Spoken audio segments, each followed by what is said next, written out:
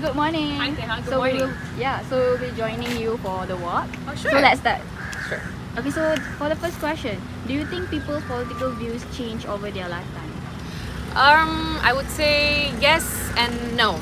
I say yes because it's definitely possible to change your political views when you get more information, as you gain more perspectives about a particular political party or a belief or an ideology. I mean, myself included, I have definitely changed my own political view.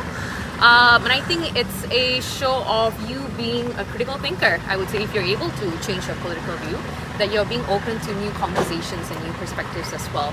But I also say no because I am perfectly aware that there are a lot of people out there, who have a very strong commitment and loyalty to certain political views and beliefs.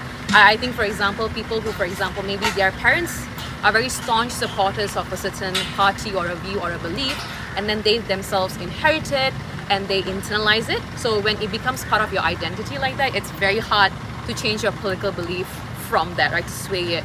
I think for me, my priority is to make sure that through my advocacy work, that I'm able to give people all the information that they need to make the most well-informed political view and decision for themselves. Alright, so be frank with us. What do you think about citizens who refuse to vote? Yes. I think it is very easy for people to mock or to put down people who refuse to vote, I would say.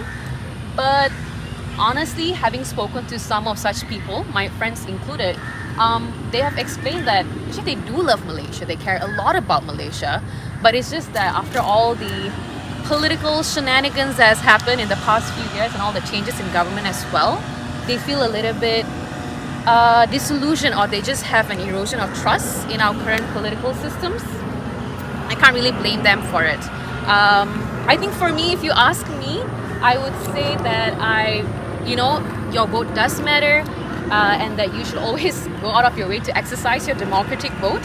However, at the same time, I'm also thinking, and I'm curious if whether the government and the election commission is really going out of their way to restore the trust in our democratic processes. That's all. I think that's a really important point, to restore back their trust. Alright, so is there any specific politician that pushed you to become who you are today? It can be a good or bad person, but he or she ignited your flame within. Is there any specific politician? I would say none comes to mind. I would say my journey to advocacy is very fueled by the complete lack of a politician. I can be very politically frank and say that I don't see someone like me represented in government. I don't see someone with my identity, my values, and my background represented in my governance as well. I think my advocacy is very fueled to change that. So like, for example, my journey into advocacy is fueled by my own family history. So just to give you a little bit of a context, my late father was a very humble grass cutter. My mother played odd jobs as a housewife, as a cleaner, as a factory worker. And we live in a very notorious B40 Indian community. And I would question, where were the politicians or the policies that could have helped community like ours? My parents always say, doesn't matter our background, as long as you study hard, you should be able to succeed. And I did study hard and I got, straight A's, but yet because of my background and my race, I still couldn't pursue public tertiary education. So I would ask, who are the politicians and what are the policies that could have helped people like me and communities like mine? I don't really see any at the moment. And I would say that my experience and my family's history is just a very small microcosm of the many communities in Malaysia who are not receiving the aid, the resources, and the distribution necessary to help them live a life of dignity. Where are the politicians? I would say none, and that's why I'm very fueled by this advocacy. I want to use my skills in media. I want to use my skills in media to help campaign for youth, minorities, and women to be elected into politics, so that I can see myself represented in my government. Yeah. Whoops. Alright, you were there for the advocacy of Undi 18 bill. Yes. What are your thoughts and feelings about this? I would say it was a very, very surreal journey to advocate for the implementation of the Undi 18 bill. I'm not going to lie. I think it's really crazy to think that a bunch of young people made this happen, something as significant and important, pivotal as this in our democratic process. Credit to definitely go to Kira Yusri and Dharma Pillai, who are the co-founders of this organization. I just happened to be there in the past year during the advocacy for the implementation. Whoops, let me just make way for that lorry. Since I was saying, I was just happened to be there with the team of volunteers, with the team of staff, campaigners, and the interns as well in the advocacy. Going back to the question, I think it was obviously very big moment of joy and pride for me. However, let's not forget that it took a long, difficult journey to even get there.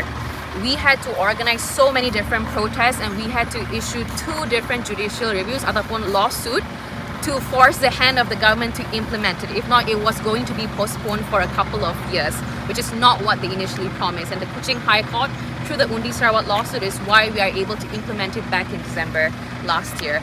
So I would say, to people who are going to be voting for the first time later this year during the general election, please go out and vote, because the journey to earn that right was a very difficult one. Yeah. Alright, so next, being a youth and female activist, have you ever experienced gender inequality when it comes to politics? Yes, most definitely. To clarify, my advocacy is very much behind the scenes. So it's very focused on a lot of like comms work. So my examples are also very focused on that as well. I think I can give a very simple example of my TikTok advocacy. So the comments that I get on my TikTok that talk about social justice issues or even about political education can be very polarizing. I think when people see me speaking, they are immediately antagonized by my face, my race, my gender, and my age. And it's very demotivating and scarring to see how easily other people can invalidate me and my work. By saying, oh, you're too young, you're too immature, you should go back to the kitchen, or you should just go back to India. And that's very, very painful. That being said, I also have to admit that I cannot imagine what it is like for actual women politicians who have to face this kind of harassment and abuse from the public, and sometimes even from their own colleagues. Okay, so now that we have seen this nice view, can we move there? Oh sure, let's go. Let's go.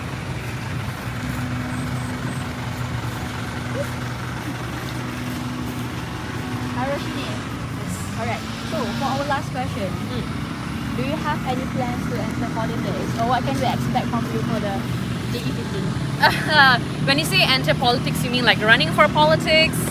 I'll be very frank and say that I have thought about it most definitely. I think it'd be very powerful to see someone like me represented in politics. However, in the spirit of being very politically frank, I would say that I don't think that I have the financial resources nor the safety net necessary to actually participate and run in elections. That being said, I think it's also important to note that when we think about being in politics, we think that you have to be a minister or you need to be an MP or an ADUN to make a difference. But people forget that there's a whole team behind each of these politicians to make this impact. So for example, the researchers, the political secretaries, the campaigners, etc., etc.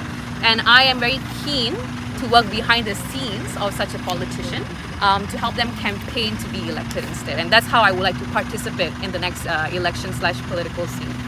Very well noted. Thank you, and let's enjoy the view together. Hey, nice. Thank you so much.